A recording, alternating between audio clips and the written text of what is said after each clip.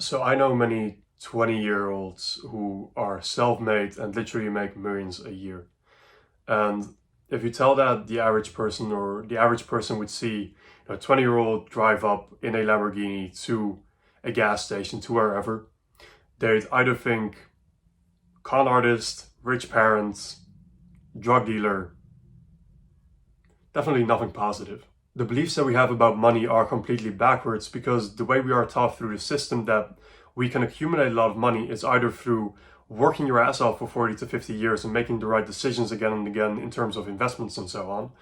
Or the other path is you get lucky somehow, right? So you win the genetic lottery of having rich parents, you win the jackpot, you hit this lucky business idea that just blows up to the moon.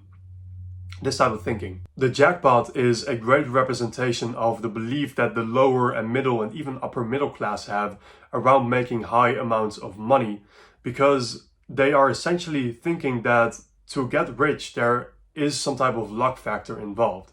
And while I'm not saying that there is no luck involved whatsoever, I am saying you can grab your luck surface and just break it open to the point where you will inevitably become lucky. In that same way, people will spend thousands of dollars on betting on themselves to get rich through the lottery, rather than spending thousands of hours finding out the formula that they can leverage to then get rich. If the system actually wanted you to be rich, why is there so much misinformation on health? Why is the school system not having classes on mindset, on self-awareness, on identity, discipline, building good habits?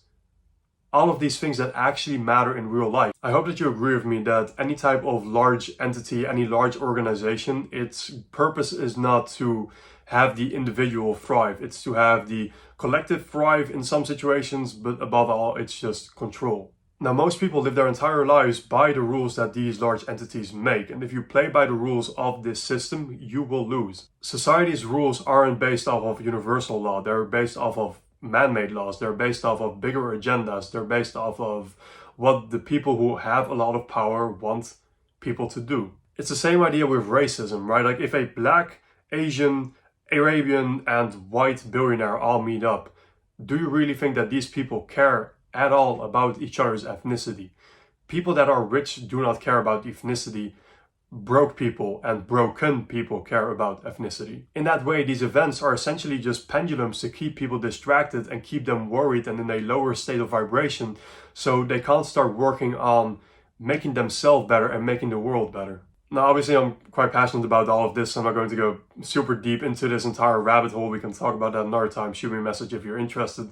But let's get to the title of this video, which is God wants you to be rich. Where do you think the belief that money is the root of all evil comes from? Because it definitely doesn't come from the Bible.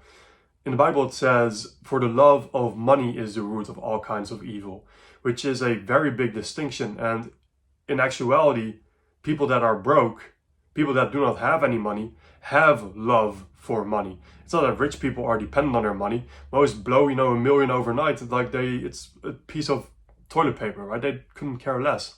And so in actuality, if you look at the Bible, there's many verses that say the exact opposite from money being the root of all evil. I wrote a few of my favorites down. It says, "Lazy hands make for poverty, but diligent hands bring wealth. Diligent hands will rule, but lazy hands end in forced labor. A sluggard's appetite is never filled, but the desire of the diligent are fully dissatisfied," or satisfied. "The plans of the diligent lead to profit as surely as haste leads to poverty. Dishonesty makes money dwindle away, but whoever gathers money little by little makes it grow.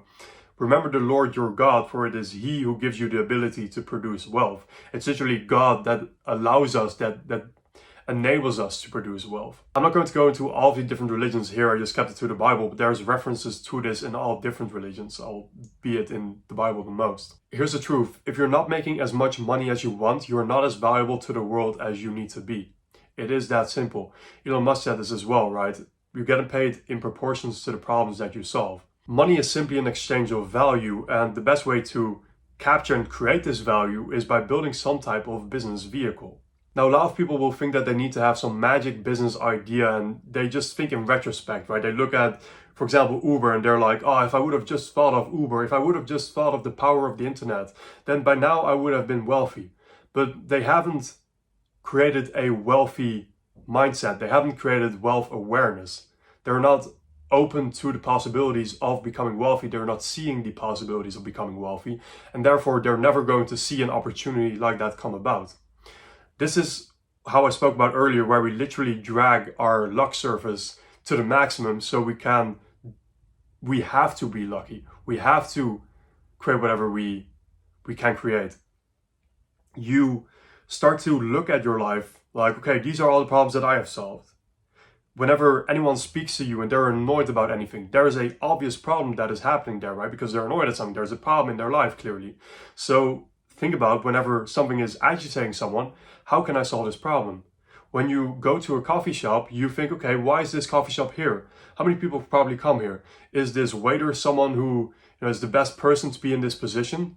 How does this taste? What would I do if I were to open a shop next door? If you apply this across the board, you will start to see opportunity everywhere. So like the Bible said, and I don't want to preach here, but this is at least my life philosophy, is just do things diligently, do things well, do things consistently, look out for other people, place other people above yourself, serve other people constantly, stop worrying about your own needs, look at how you can help other people, and you will get every single thing that you want. And then also, all of the things that you want are probably not what you really want, you just want fulfillment.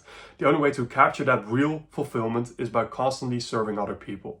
So urge you to take that shot today to really increase your wealth awareness in this way of becoming aware of the opportunity and the abundance around you. And whenever your brain starts to tell you that there's any lack of abundance, that is bullshit, just turn it off. That's been very powerful for me. I hope this video is helpful for you. And yeah, I wish you a good day. If you want to shoot me a message, want to connect with me on Instagram, I showcase my daily life. So that's probably a good place to connect. And see you next video.